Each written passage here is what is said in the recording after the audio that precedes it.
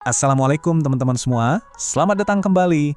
Nah, di bahasan kita kali ini, kita mau ngobrolin sesuatu yang kelihatannya simple, tapi penting banget loh selama bulan Ramadan. Apa itu? Yaitu, gimana sih cara kita tahu waktu yang pas buat berbuka puasa dengan melihat tanda-tanda dari alam? Oke, langsung aja kita mulai ya. Pernah kepikiran nggak sih, waktu buka puasa itu apa cuma nungguin perut keroncongan banget aja? Atau sebetulnya ada aturan pastinya? Nah, ini dia nih yang menarik. Jawabannya itu ada di fakta alam, bukan cuma soal perasaan lapar semata. Jadi, prinsip dasarnya tuh begini.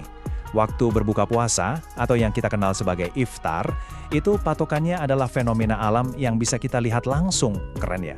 Ini tuh ibaratnya kayak jam dari Tuhan gitu. Penanda waktu yang universal, yang bisa dibaca oleh siapa aja, di mana aja. Terus gimana cara bacanya? Gampang kok. Ada dua tanda utama yang jadi pegangan kita, dan dua-duanya bisa kita lihat langsung dengan menengadah ke langit. Oke, tanda yang pertama dan yang paling penting banget adalah matahari udah terbenam sepenuhnya. Jadi bukan cuma separuh, bukan juga hampir tenggelam, tapi benar-benar udah hilang dari pandangan kita di ufuk. Nah, ini nih kuncinya.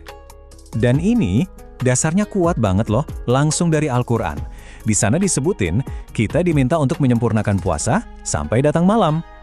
Nah, para ulama ngejelasin kalau malam itu secara resmi dimulai pas banget saat matahari udah tenggelam sempurna. Jelas banget kan? Tanda yang kedua ini sifatnya kayak penguat atau konfirmasi gitu. Yaitu pas gelapnya malam mulai kelihatan datang dari arah timur, sementara sisa-sisa terang siang hari mulai hilang di arah barat. Jadi, kita makin yakin kalau waktunya udah tiba.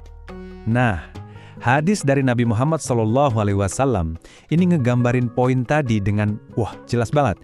Disebutkan kalau malam sudah datang dari sini, siangnya udah pergi dari sana, dan matahari udah terbenam, ya udah orang yang puasa boleh berbuka.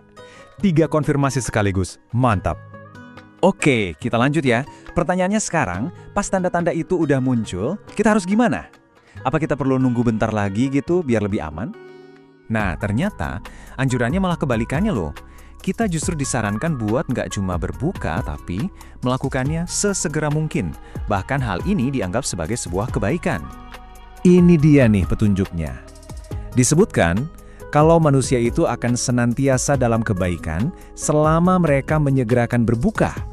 Jadi, cepat-cepat berbuka pas waktunya tiba, itu bukan cuma dianjurkan, tapi juga jadi sumber kebaikan.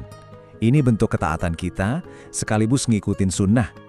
Jadi intinya gini, yang paling penting adalah kita dianjurkan buat langsung buka puasa begitu waktunya masuk. Nunda-nunda berbuka tanpa ada alasan yang dibenarkan secara syariat, itu malah nggak dianjurkan lor. Ya, tapi kan kita hidup di zaman modern, ya. Walaupun tanda-tanda alam tadi itu dasarnya, untungnya sekarang kita punya alat-alat praktis yang bantu kita buat nerapin prinsip ini dengan jauh lebih akurat.